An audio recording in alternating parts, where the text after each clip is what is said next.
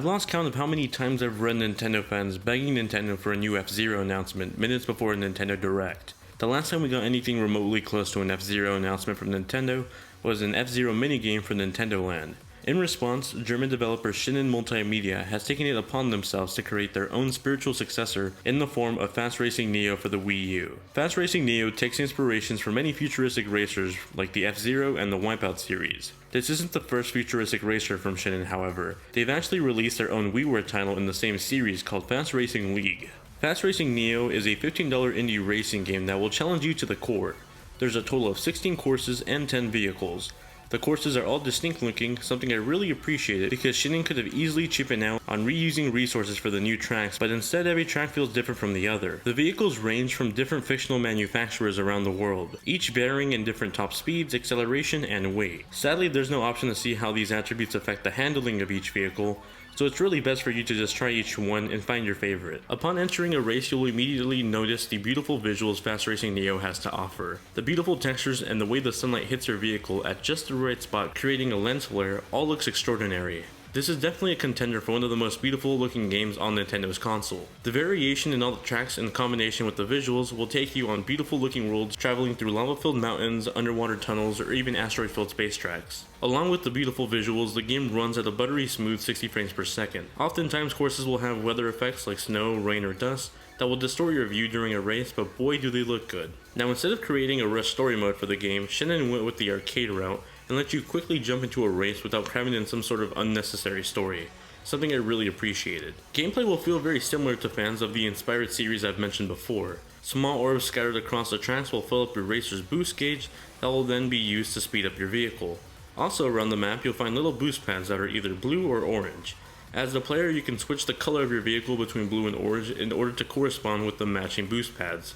But if you use the opposing color on the boost pad, your vehicle will slow down rather than speed up. Remembering the pattern on these speed boosts on the map and wisely choosing when to use your boost gauge will earn you a better place in the race during matches. As you progress through the different cups, the game will only become more challenging. Things like getting the correct color speed boost in order to gain a better place in the race will become mandatory in order to just finish the race. In addition to gradually unlocking new cups and vehicles, completing the courses in the first level of difficulty will unlock harder difficulties that feel more unbelievably difficult when you get to the final difficulty mode. You'll notice by the end of the difficulty mode that the margin for error during races are little to none. Oftentimes while playing on the hardest difficulty, if you crash at any point during the track, you'll lose the potential of at least finishing in the top 3. It's with this that the game goes from bearable to challenging to finally swearing at your TV difficult. For those completionists, I warn you of the unbearable difficulty that comes your way by the final game mode.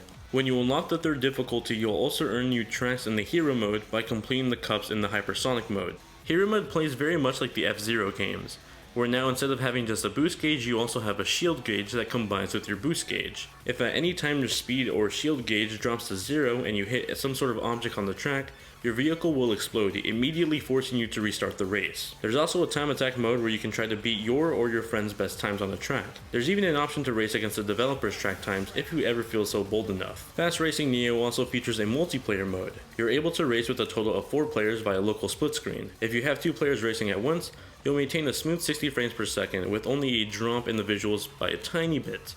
Bumping it up to 3 or more players, however, will drop the frame rate to 30 frames per second and really drop the quality of the textures. The one big disappointment I had with the local multiplayer was the fact that there wasn't an option to solely put the gamepad player on just the gamepad. This meant that just like in Mario Kart 8, if 4 players are racing all at once, all 4 player views will be visible on not just the TV but also on the gamepad.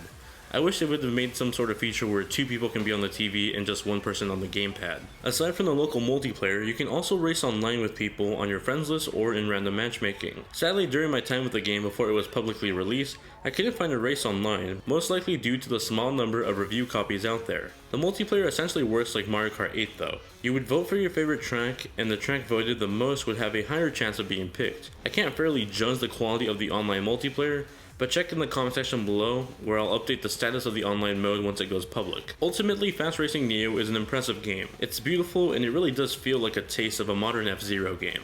My only real drawbacks with it is the spike in difficulty. The game feels bearable at first, it gets slightly challenging in the second mode, but by the third mode, I was enraged by how perfect the AI played. I think there's a fine line between challenging and brutally difficult, and Fast Racing Neo definitely crosses it at some point. If you can get over that final difficulty, I would highly recommend this game. Aside from the hypersonic mode, the game is a lot of fun, beautiful looking, and a genuine fun time. If you've been waiting for an F-Zero fix on the Wii U, here it is. Thank you all very much for watching this review. If you enjoyed it, please consider dropping a like and sharing it with your friends on social media networks. It really does help the channel grow, and I greatly appreciate it. Thank you all once again for watching, and I'll catch you guys in the next one.